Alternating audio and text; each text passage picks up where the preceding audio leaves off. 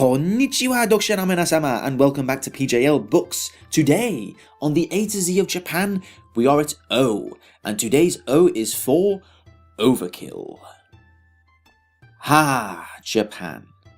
Land of understatement, of the indefinite language, of exquisite minimalism, subtlety in culture that bleeds into modern social interaction.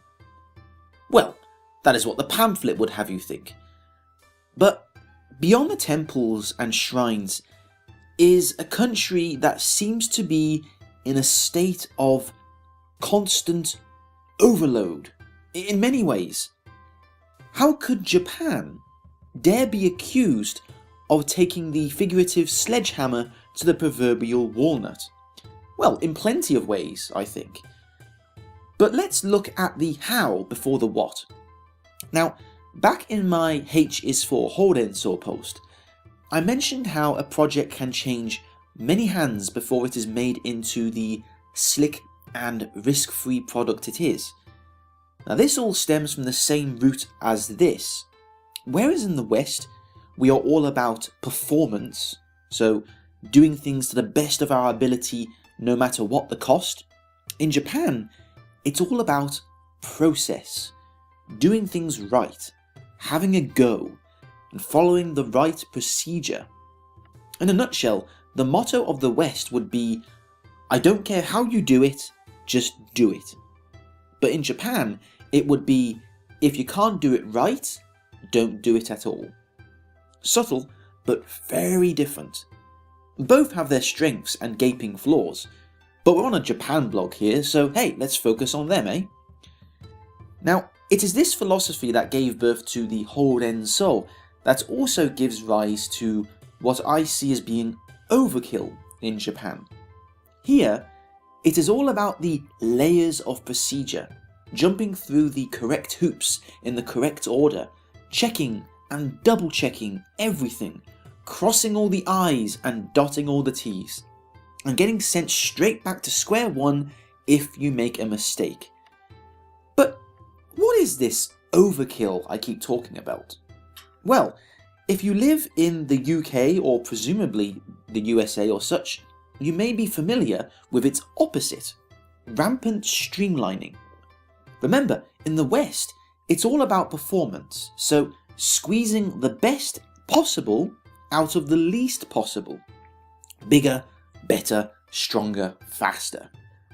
If you've worked in any sector, especially retail, and seen the number of your colleagues tumble away around you, and yet your workload only increases, this is rampant streamlining. If you've experienced the shutting down of valuable services in your community because they weren't turning over a good enough net profit for someone somewhere, then that is also rampant streamlining. It's that creeping sensation that things seem to be getting less around you, while more is expected of you. But in Japan, it's the opposite of this. I mean, for example, some mobile phone stores in Tokyo are prowled by a dozen staff and not a single customer. Roadworks will be surrounded by as many people dressed like traffic cones than the actual traffic cones.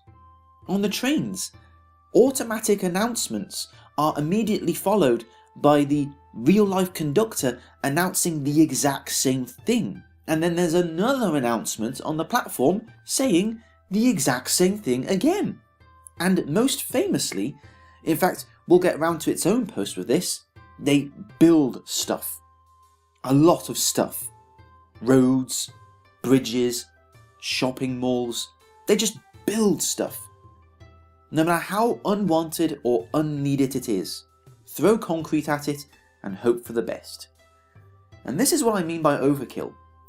It's an alternate answer to the same question, which is how to heal a failing economy.